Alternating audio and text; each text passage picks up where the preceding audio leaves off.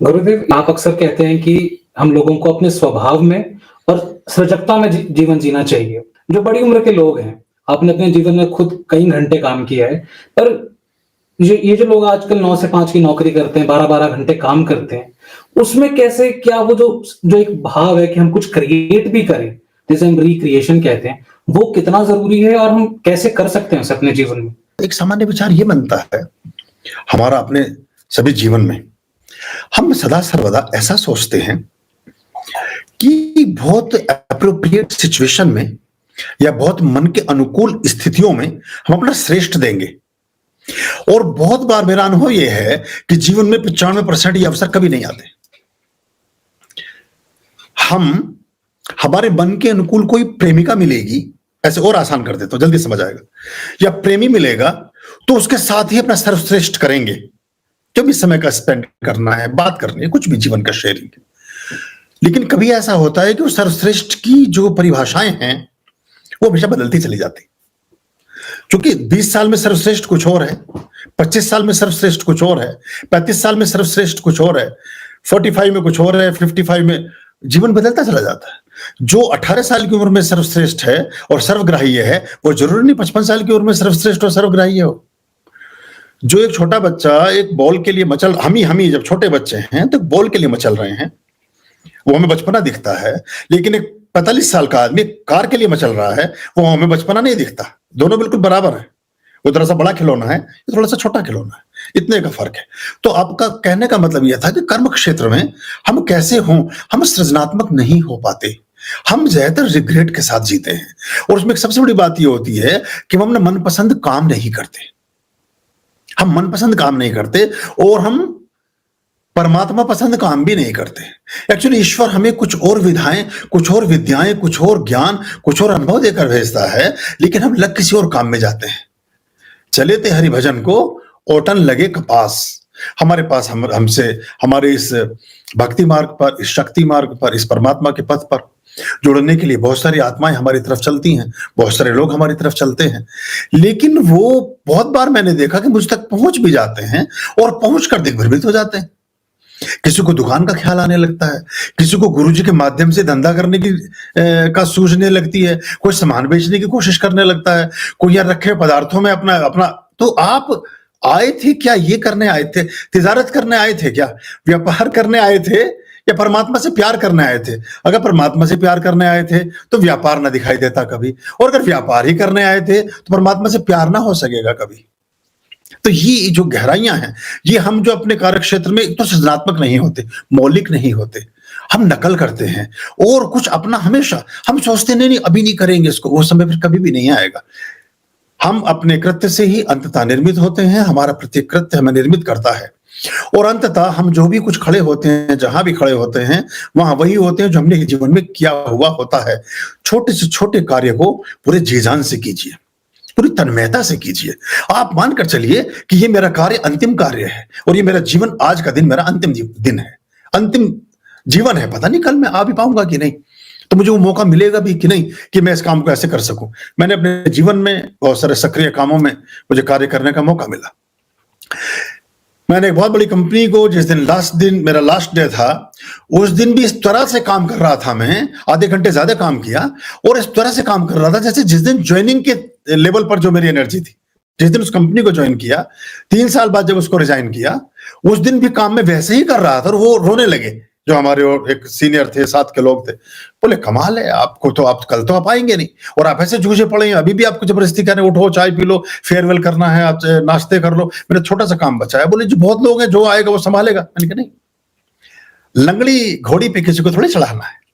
जैसा घोड़ा मुझे मिला और अच्छा सजा संवार के बढ़िया खाना खिला के उसको रास्ते में खड़ा करना है, ताकि नया सवार आए तो वो धन्यवाद अदा करे कि मुझे इतना अच्छा प्लेटफॉर्म मिला। लेकिन हमारी मन की स्थिति ऐसी नहीं होती। हम जिससे जुड़ते हैं, जब जुड़ते हैं तो हमें दुनिया का सबसे महानतम व्यक्ति दिखाई देता है। वो उसकी तारीफें करेंगे, उसकी सारी चीजों को अडॉप्ट करेंगे। जब वो उससे पृथक होते हैं तो उससे बुरा आदमी कोई भी दिखाई नहीं देता।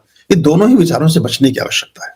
जब जुड़े हैं तब भी थोड़ा सा स्थिरता से जुड़ें, और जब पृथक होते हैं तब भी अपने ग्रेस और गरिमा बनाकर रखें।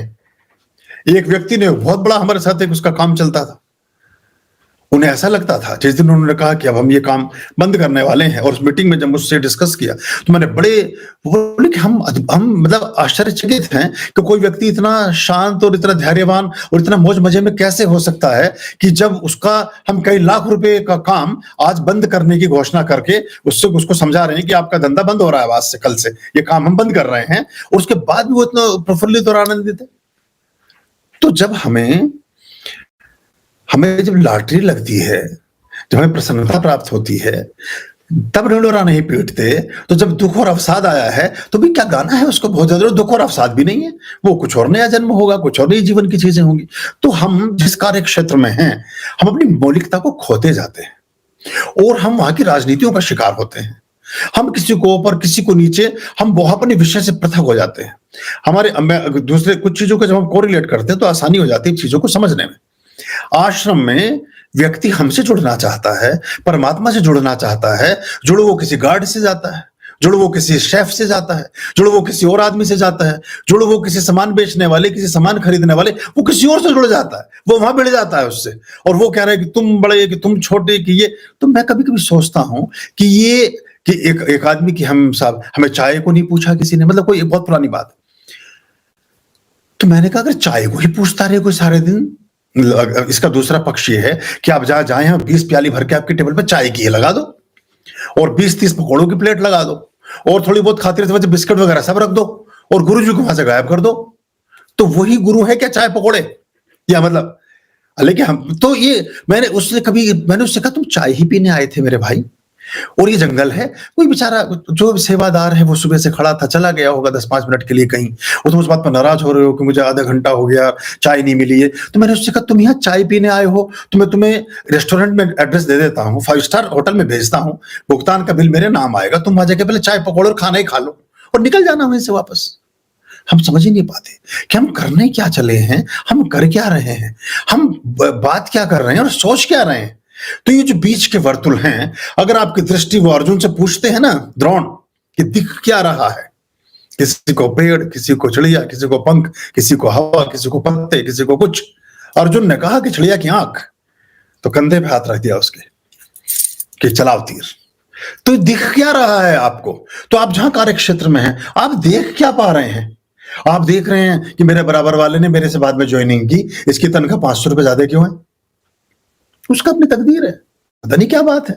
और वो 500 रुपए की तनख्वाह ज्यादा है, हो सकता 2000 रुपए महीने की दवाइयां खाता हो, या घर में लेके जाता हो, या वो शराब का व्यसनी हो, पता नहीं चलता ना। ये तो मान्यताएं हैं, किसी के 10,000 ज्यादा, किसी के 5,000 कम।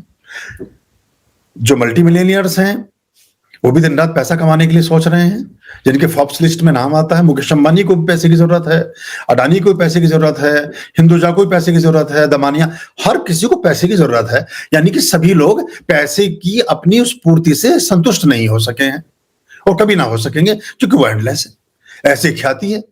अटल बिहारी वाजपेयी टर्बन के पास एक आदिवासियों के छोटे से कबीले में, एक गांव में उनको पहुंचाया जाता है। गांव का ये सच्ची घटना है, गांव का एक सरदार है, उससे परिचय कराते हैं, बड़ी मुश्किल से उनसे भाषा का संवाद स्थापित होता है। तो कहते he is a prime minister of India. उसे पहले पता ही नहीं कि क्या प्राइम मिनिस्टर होता है, क्या कोई देश है, क्या इनका। फिर वो कहता है इनका, वो बोले मैं तो कुछ पूछ ही नहीं रहा, आप ही बताया जा रहे हो। बोले he is Atal Bihari Vajpayee, he is. तो अटल बिहारी वाजपेयी ने उसके बाद अपने संस्मरणों में लिखा कि दुनिया में आप कितने भी लोकप्रिय हो, आप कितने भी बड़े व्यक्ति हो, एक पल, एक कोना ऐसा आएगा जहां आपको कोई भी नहीं जानता है और आप वहां शून्य है। आप भारत के ऐसे बहुत सारे सितारे, मैं उन लोगों से कहीं कहीं मिला हूं, मुझे लगा इसकी शक्ल उससे मिल रही है। जब मैं जाके मिला तो उसने कहा मैं वही हूं। ममता कुलकर्णी बिल्कुल आम लोगों की तरह जीवन जीती है साउथ अफ्रीका में। या ऐसे बहुत सारे सितारे जो आज आपको कहीं दिखाई नहीं देंगे, दुनिया के देशों में बिल्कुल सामान्य जीवन जी रहे हैं, क्योंकि उन्हें वो सुख शांति, उन्हें वो भेलपुरी भी खाने को मिल रही है, उन्हें पिज्जा बर्गर भी खाने को मिल रहा है। वो उन्हें एक झलक मिल गई उस बात की कि इस जीवन में कुछ नहीं रखा है, तो सितारे उड़ गए वहां से उस चीज के लिए। तो ये एक बात आती है। तो हम एक तो कार्य क्षेत्र में अपनी मौलिकता को कभी ना खोएं, एक बात, और दूसरा कभी सर्वश्रेष्ठ को बचा कर ना रखें, क्योंकि जो व्यक्ति सर्वगुण संपन्न है वो कभी चुक नहीं जाता है। एक श्रेष्ठ कविता लिखने वाला कोई भी कविता अंतिम नहीं लिख सकता है। जिसने एक लिखी है वो 100 लिखेगा। थॉमस अल्वा एडिसन ने 1000 आविष्कार किए। अब कोई सोचे कि मैं ऐसे बहुत सारे शायर और कवियों को जानता हूं, बहुत अच्छे एक अफशां शायर थे, बड़ा मैं उनसे, बहुत अच्छी शायरी थी उनकी और बहुत अच्छा गाते भी थे। मैंने उनसे बहुत बार कहा कि आप इसकी किताब छपवा लें, आप इसका एक मजमुआ, एक इसका रिसाला, एक इसका दीवान प्रकाशित करवा लें, मैं उसमें आपकी मदद करूंगा, बहुत अच्छा आपका लेखन है। उन्हें डर लगता रहा कि फिल्म वाले मेरी गजल चुरा लेंगे, वो कोई और कव्वाली वाले मेरा गीत ले जाएंगे, कोई नाटक वाले मेरा ये कर लेंगे, किसी और को कुछ, तो वो उनके साथ ही चली गई वो फियर में। तो कभी कभी में थोड़ा सा ओपन भी और वैसा भी रहना चाहिए, और अपनी मौलिकता और श्रेष्ठता को कभी ये नहीं सोचना चाहिए कि कल कोई बहुत अच्छा दिन आएगा तब हम इसको प्रस्तुत करेंगे। आज का दिन ही अंतिम दिन है, आज की घड़ी ही अंतिम घड़ी है, आज का समय ही अंतिम समय है, और आज का अवसर ही अंतिम अवसर है। ये जो कर सकते हो झोंक दो उसमें अपनी जान, और कमाल पैदा हो जाएगा। जहां बैठोगे दुनिया आपकी तरफ चलने लगेगी, आप ही गुरुत्व के आकर्षण से युक्त हो जाएंगे और पूरी दुनिया आपकी तरफ मोहित और सम्मोहित होगी।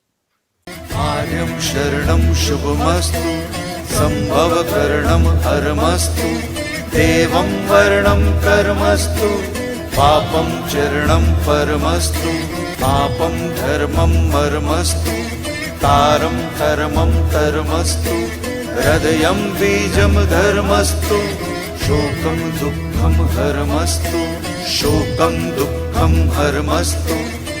आर्यं शरणं शुभमस्तु, संभवकरणं हरमस्तु, देवं वर्णं कर्मस्तु, पापं चरणं परमस्तु, पापं धर्मं मर्मस्तु, तारं कर्मं कर्मस्तु, हृदयं बीजं धर्मस्तु, शोकं दुःखं हरमस्तु, शोकं दुःखं हरमस्तु, पापं धर्मं मर्मस्तु, तारं कर्मं कर्मस्तु, हृदयं बीजं धर्मस्तु, शोकं दुःखं हरमस्तु, शोकं दुःखं हरमस्तु, शोकं दुःखं हरमस्तु।